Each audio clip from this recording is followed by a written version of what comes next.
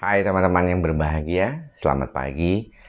Selamat berjumpa kembali dengan saya, Dr. Andri, spesialis kedokteran jiwa dari Rumah Sakit Omni Alam Sutera Tangerang.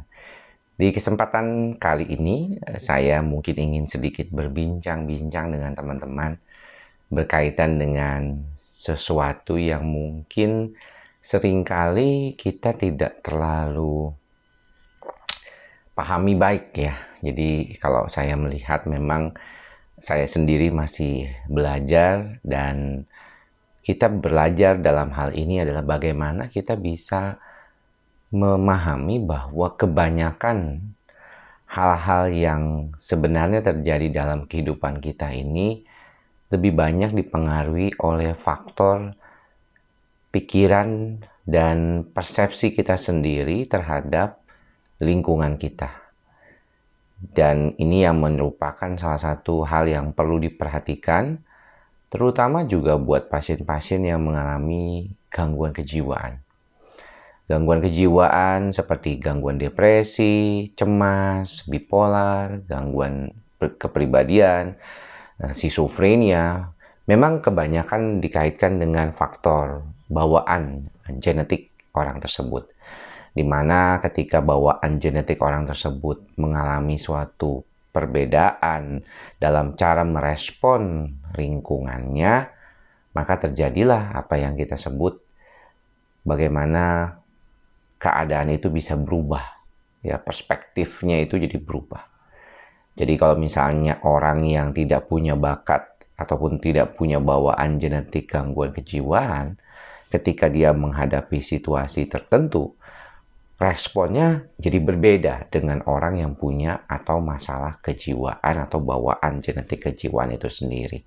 Ini bisa kita lihat sebenarnya pada saat-saat kita menemukan orang-orang yang mempunyai respon berbeda terhadap situasi tertentu, walaupun kita mengharapkan mungkin ya secara umum orang itu bisa menghadapinya sama.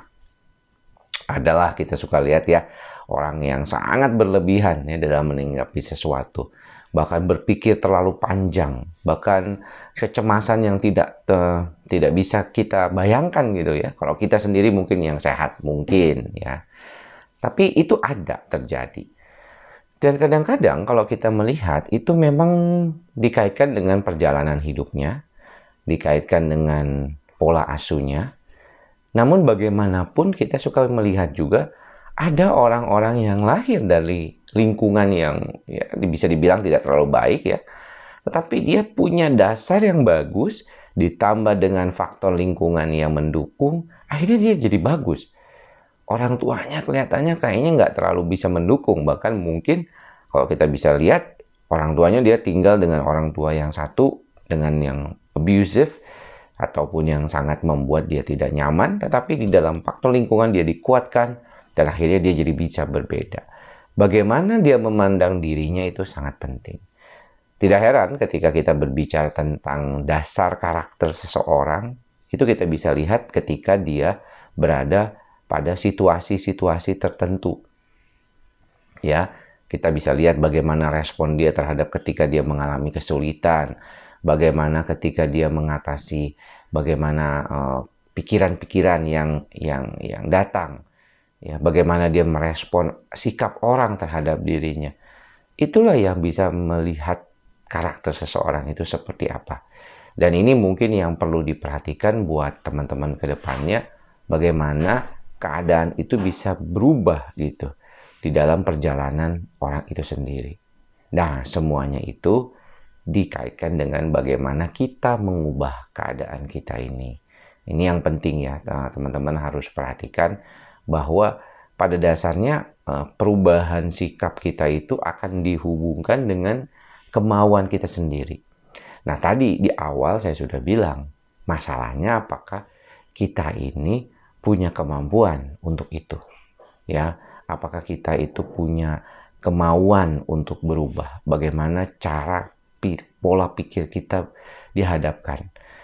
Tadi pagi baru bangun, saya kebetulan hari ini bangun lebih awal, jam 5.30, karena memang mau mempersiapkan sesuatu ya di acara nanti, bipolar ada seminar, webinar tentang bipolar, dan di situ saya bicara tentang bagaimana nantinya orang bisa menjadi bipolar gitu ya. Nah, tapi tadi saya awali hari saya bangun tidur dengan menonton video dari Obama, ya, Presiden Obama.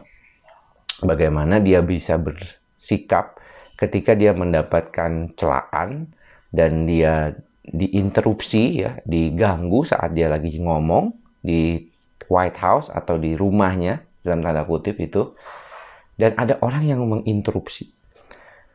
Bagaimana dia bisa memperlakukan interupsi itu bisa terlihat berbeda. Di dalam komennya banyak orang membandingkannya dengan Presiden Trump.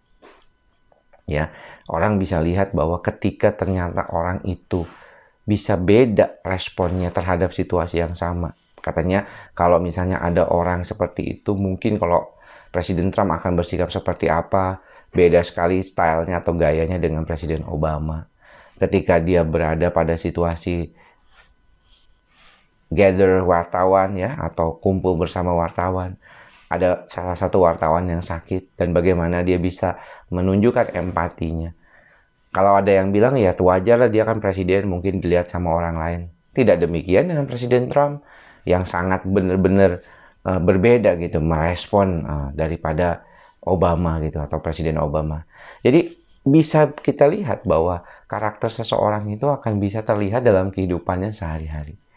Jadi kalau misalnya Bapak Ibu yang atau teman-teman saat ini yang juga mengalami masalah kejiwaan, gangguan cemas, gangguan depresi gitu ya, teman-teman bisa lihat kembali ke dalam diri teman-teman. Di dalam kehidupan saya sehari-hari ini, apakah saya ini sudah melihat diri saya ini apa adanya dan mampu mengendalikan kalau misalnya ternyata faktor-faktor yang berkaitan dengan kondisi saya dalam merespon kehidupan saya itu memang membuat saya jadi cemas, memang membuat saya jadi depresi. Jadi selain daripada pengobatan, ya, obat-obatan yang mungkin teman-teman saat ini masih minum, faktor yang penting adalah bagaimana kita bisa menentukan apa respon kita terhadap lingkungan kita. Latihan bagaimana kita menaruh dalam tanda kutip ya perasaan kita terhadap situasi-situasi tertentu. Kalaupun kita punya respon yang kadang-kadang berlebihan, jangan lama-lama. Ya, kalau bisa dalam hitungan menit atau jam sudah berubah perasaan tidak enaknya itu jadi perasaan yang lebih nyaman. Jadi jangan menyimpan kemarahan lama-lama, jangan menyimpan rasa kesal lama-lama, jangan membuat diri kita berada pada kesulitan dalam tempo yang lama. Karena itu tidak baik buat kita sendiri.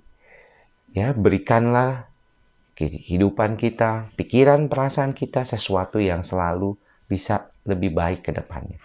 Itu yang paling penting buat membuat karakter ataupun kehidupan kepribadian kita menjadi jauh lebih baik. Oke, teman-teman, mudah-mudahan apa yang saya sampaikan ini bermanfaat dan selamat berakhir pekan. Semoga semua makhluk berbahagia. Sampai bertemu lagi di lain kesempatan. Salam sehat jiwa. Bye-bye.